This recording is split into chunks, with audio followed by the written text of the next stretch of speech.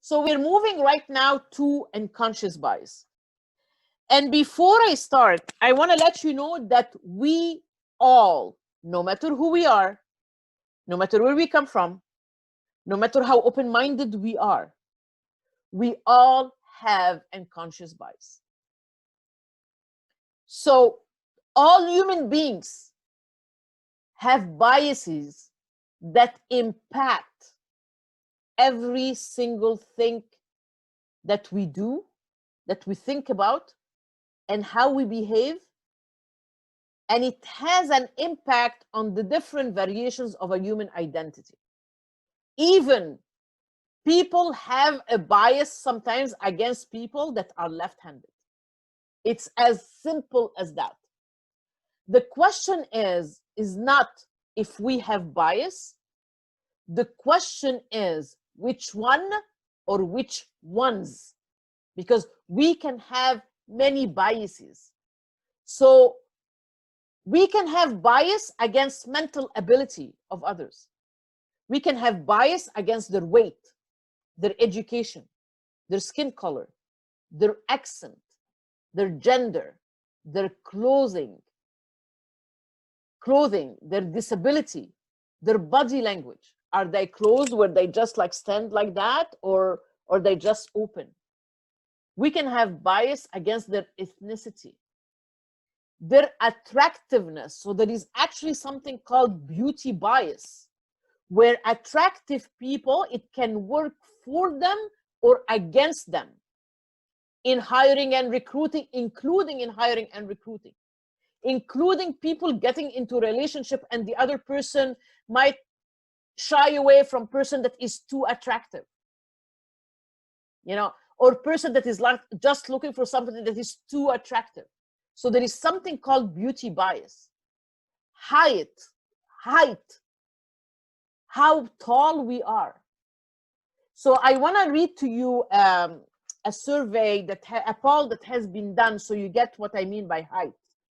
A poll of half of the Fortune 500 companies showed that 58% are 6 feet or over tall into their executive leadership, while in the general population of men, only 14.5% are 6 feet or over. So the 6 feet and over height in executives as CEOs, COOs, CFOs are 58% are 6 feet or higher, when only they are 14.5% in the general population. 30% of those are 6 feet 2 or taller. 30%. When in general population, it's only 3.9%. And Fortune 500 CEOs are overwhelmingly white men. So is that deliberate just prejudice? And it might not be deliberate, but it's that bias or that unconscious bias that we have in our mind on how a leader should look like. And that hinders a lot of other people to be leaders. It could be maybe as a stereotype of how leaders are supposed to look like, that is the most important character that might blind us against other characters there. So there are biases also against sexual orientation and against trans and gender diverse communities. So we can have, there are a lot more than that, like how people drive, how people talk. I mean, it's amazing how many biases we can have. So it's important to be honest with ourselves and start getting self-aware of what biases do we have so we can change it. We can never eradicate unconscious bias, and we're going to know why, but we can minimize it to a minimum. So part of unconscious bias, and you probably heard some of these expressions before, even in movies, you know, someone will tell someone, someone will ask a person of color, so how did you get to Stanford or Harvard, you know, or Princeton? Basically underlying the fact that it could be affirmative action. Or it could be someone as simple as telling a female, you don't have any kids yet, you're not getting any younger. Or telling someone, and I hear that a lot, you are so articulate for an Egyptian, or your accent is cute or funny. Or someone telling someone, you look really good for your age. It's actually not a compliment. Or someone asking, where are you from? Or where were you born? My husband is 5th generation Hispanic, and he gets a lot of questions, people asking him, so where are you from? So he will say, I'm from Los Angeles. Ah, okay, but where were you born? East LA. Okay, so where are your parents from? Los Angeles. Where are your grandparents from? Arizona. And I promise you, these are real questions that he has been asked multiple times. So it's not something like I'm just making up, to drive home the purpose, but this is something that actually happens. Or people crossing the street when they encounter a Black man. Or being uncomfortable at the airport when you see a Middle Eastern person in line to get on board of the same plane. Or looking at Chinese people as if they're carrying the fatal coronavirus. Unconscious bias is that knee-jerk reaction that we get when we look at something that we believe can be dangerous. So there are a couple of videos that Procter & Gamble have done. I really highly recommend. Probably in the break, I'm going to try to find them to play them for you. One of them is called The Look, and one of them is called The Talk. And it gives you a better perspective, on what does it mean, this unconscious bias, and how do they sound or even look like. So we are going to start talking right now about unconscious bias. Traditionally, we think that good people don't have bias because good people know better. And people avoid talking about unconscious bias because they think that when we talk about that, we're talking about racism. And if someone has unconscious bias, we are calling them racist. It has nothing to do with that. And it's not like good people know better. It has nothing to do with that. Like I said, we all have unconscious bias. It's exactly like anger. We all have it. What do we do with it is what really matters. So unconscious bias is not trying to fix bad people as if they make bad choices. But also, it's important to know that just because we all have unconscious bias is not a blanket permission to have bias and to externally vocalize it or articulate it. It's not a carte blanche for anyone just to have, hey, since we all have it, I might as well use it. Okay, we need to know that we all have it, so we become aware of it. An implicit bias that we have inside. So unconscious bias is implicit or internal, and explicit or external. So implicit bias or intrinsic bias or inside bias is not a way of calling everyone, like I said, racist, but actually acknowledging that we have biases. And it's unconscious. And when it's unconscious, meaning that our conscious mind doesn't necessarily see it, that we're not aware of it, that we are just responding to the environment that we grew up in. And it's done without us even realizing it. But it affects decision-making, it affects behaviors, and it accepts emotions.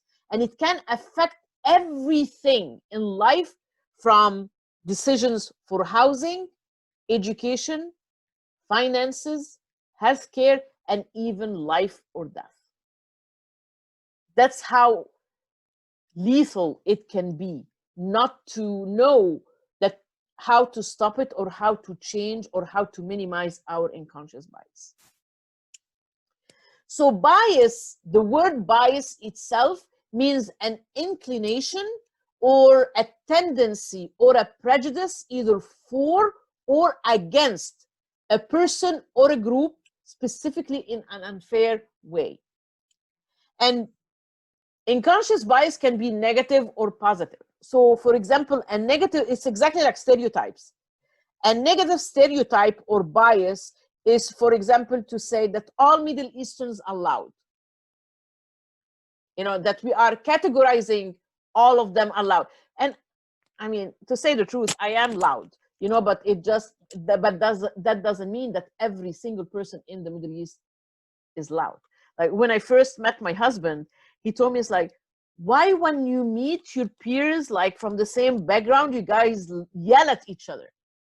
And I had to tell him, we don't yell at each other.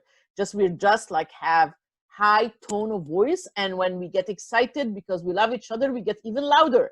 So the louder we get, the more we love each other. So it took him a while to get used to that, you know, but anyhow. So I want you to know that we have unconscious bias because we are conditioned through society without even being aware consciously. So we are conditioned, our brain is conditioned to have bias. So implicit or internal or intrinsic bias that we have is the programming or the scripts that we have in our unconscious mind. Remember, 75% of our brain or mind is subconscious or unconscious, and only 25% is conscious. People forget or don't know that the subconscious or the unconscious part of the brain does not discern the difference between positive and negative. But whatever you tell it to do, it will do. So for example, if I want to lose weight and I keep telling myself, do not eat sweets, do not eat sweets, do not eat sweets, the only thing that my subconscious can understand is sweets. It does not understand do not. So you know what happens? I eat more sweets. And then I wonder at the end why I'm not losing weight. We as people, we have a tendency to start with what we don't want rather than what we want.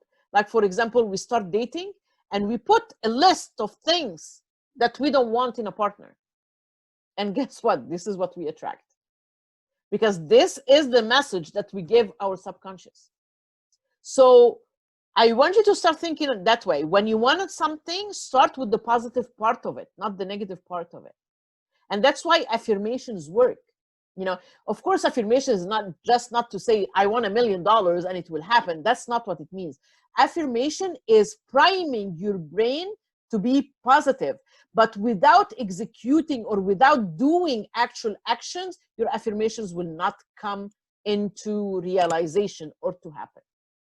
So implicit or internal bias is a programming or the scripting of our subconscious mind. And do we know where it's coming from?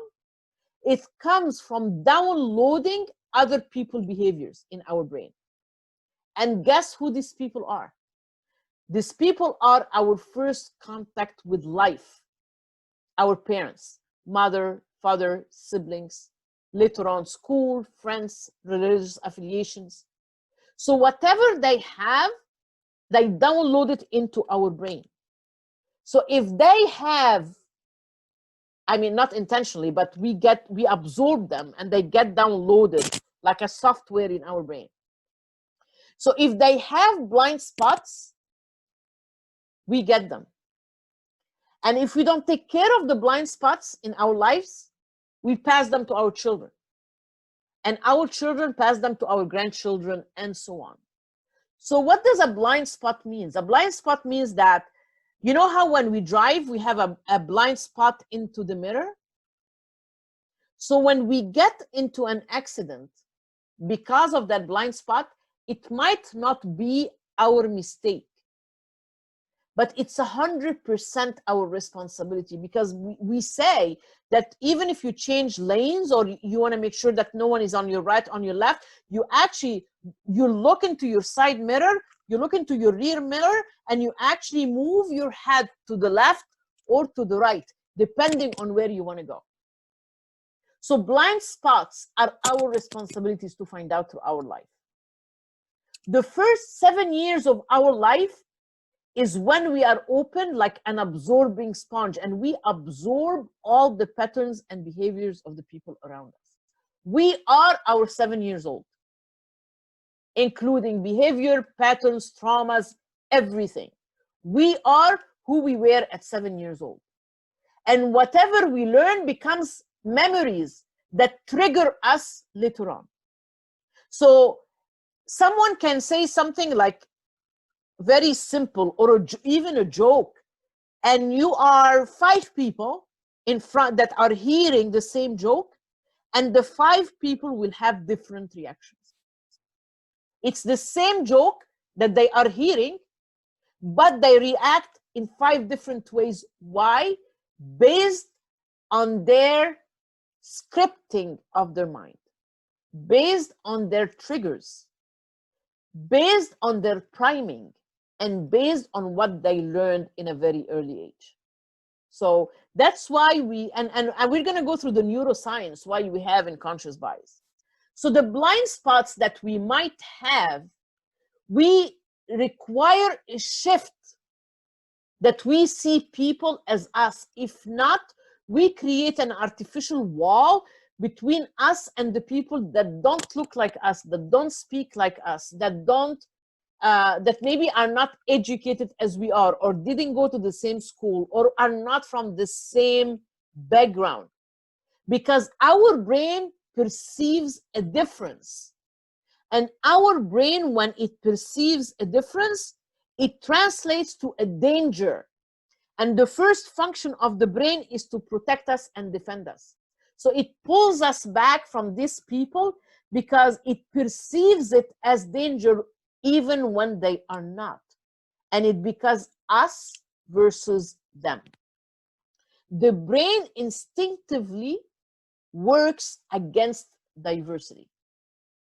Because in diversity, there are differences. And again, differences might be translated or perceived as danger in our brain. And fortunately, our relationships are managed based on our perceptions. And our perceptions might be our realities, but they are not the real reality. And our perceptions are different from other people's perceptions. Our brain, or our bias, believe it or not, is a survival tool. It makes sense of the world around us. But the biggest issue of unconscious bias is that it's unexamined behavior. It's unconscious, so we are not aware of it, so it might like happen. And sometimes people will do things that if you really tell them how it looked or how it manifested, they will realize, but it has nothing to do with my intentions. So people can do things even if they don't intend to do it, because it's based on unconscious patterns and behaviors that they absorbed since they were a child. So one of our biggest responsibilities as leaders and as parents is to start feeding the children at a very young age the right values, the right qualities: love, patience, kindness, acceptance, because this is who they will become when they are adults. And that's like because when we are less than 7 years old, we have something in the brain that only children till 7 years old have. It's called theta waves. And this is the sponge that gets that absorbs everything with no resistance from the brain. That's why when you have children that you teach them more than one language, 2 or 3 languages together growing up, before they reach 7 years old, when they grow up, it's very easy for them to learn any other language with no effort. I grew up since I was 3 years old speaking French and Arabic, and then by the age of 6, I spoke English as well. So now, as an adult, I speak 5, and I can converse in 3 or 4 more. It's because when I was growing up, my brain absorbed what I needed to learn to have the centers in my brain that can learn language have no resistance on accepting anything new. So remember, children are our future leaders. Biologically, our brain, like I said, is hardwired to prefer to stay around people that share things with us, like background, looks, way of thinking, way of believing, way of worshiping, way of political views. Like I said, if not, we raise an artificial wall. So there is something called social categorization. And what does that mean? We sort people when we have the first look at them like that, routinely and very quickly. And we bypass all the logical thinking, rational or normal. We look at people sometimes for the first time that we see them and say, oh, I like him or I like her, or oh my God, I don't like that person at all. And we do that, it has nothing to do with the person in front of us. It has to do with our own social categorization and how people that our brain can accept immediately look like, or think like, or talk like, or believe in what. So here we talked about the implicit, that are the programming and patterns in our brain, and now we're talking about explicit or external. External, when we actually reflect not only what we believe inside, but we reflect it outside in our attitudes, or beliefs that are on a conscious level. And sometimes this process externally is called like intuition, like my gut tells me. And sometimes the gut feeling works for you or against you. And it really depends on how you developed your sixth sense or your gut feeling, if you want to call it. But the gut feeling sometimes might not be logical, and it might not be modern, and even sometimes to act on just your gut feeling, specifically in the workplace, discriminating against someone, might not be legal. I said unconscious bias can never be eradicated, okay? But we can minimize it as much as we can if we are conscious about it. And if we consciously try to do it and not let it rule our life. So why do we have unconscious bias? Because our brain is like a computer. Whatever you put in is the results that you're going to get. Remember a long time ago when the computers, for people that are maybe an X generation or older, when the computers came out, we used to say garbage in, garbage out. That's the same thing with our brain. Whatever we feed it is what we get. But if we get into a situation where we don't know, where we don't know what to do, or we don't know what to think, it creates an insufficient data that we don't have answers for. And when our brain finds itself in a position where it doesn't know the answer, it feels discomfort. It feels in a position where I'm not comfortable, because this is not my comfort zone. So our brain invents any answer, because for our brain, any answer is better than none.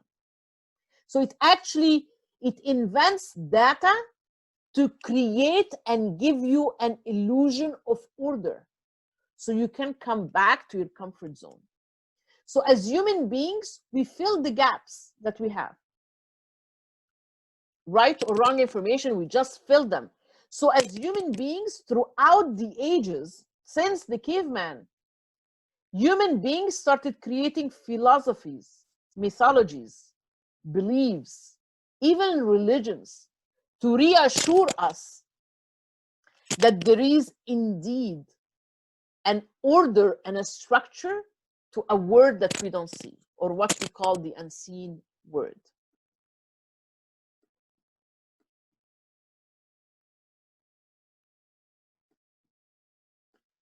Okay, so going back to intrinsic bias,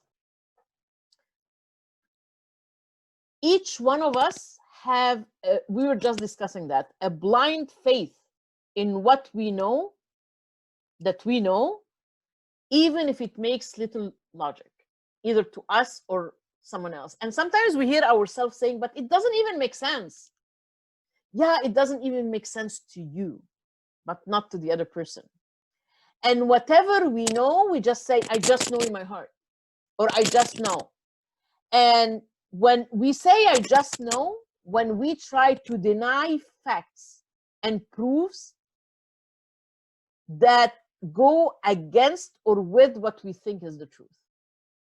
I just know, you know, you don't have to tell me anything more. I just know. And we close ourselves up to whatever is different. So intrinsic or internal bias can be benign. It can be something simple. It could be a little devious, but it becomes dangerous when what I believe I know, I just know, I force it under someone's throat and say, you all need to know. And now I'm pushing what I believe as the only truth ever. And I try to shove it on other people. This is when it becomes dangerous. Intrinsic bias has a tendency, and if we are honest, we'll find out, we remember some situations that we went through like that. Not necessarily now, but throughout our life. We have a tendency to disregard evidence that works against what we believe, that works against what we preconceived ideas that we have, and we gather only evidence that support what we think. This is what we call a positive cognitive bias. It's like we look for only, like people, for example, that believe COVID-19 is not true, they find every single proof that is not true. And people that believe that it's true, but it's not as much as everybody wants to make it dangerous, they find only the facts and the proof of what they say. And people that think that it's lethal, that is going to kill us all, they find all the numbers, how many people are getting it and how many people are dying. Again, whatever we put for search, this is what we get. And that's why we need to have an open mind. Like I go into anything, like even in COVID, I did my own research. I just didn't hear the news. You know, I just didn't read the newspaper, but I did my own research from reliable sources and I made up my own opinion. Because if not, I would have looked for what only I thought or I believed or I perceived as being the truth. We selectively consume a massive amount of information, either good or bad, depending on what we're looking for. Obviously, if I'm looking to something to discredit everybody that says that COVID is dangerous, what I'm going to be looking for is how to discredit them, and not how to maybe they are right or maybe it should be in the middle. But we can change our internal bias and start listening to other people and start thinking that we might be wrong if we feel that we are not threatened to do that change. If we have no or little at stakes,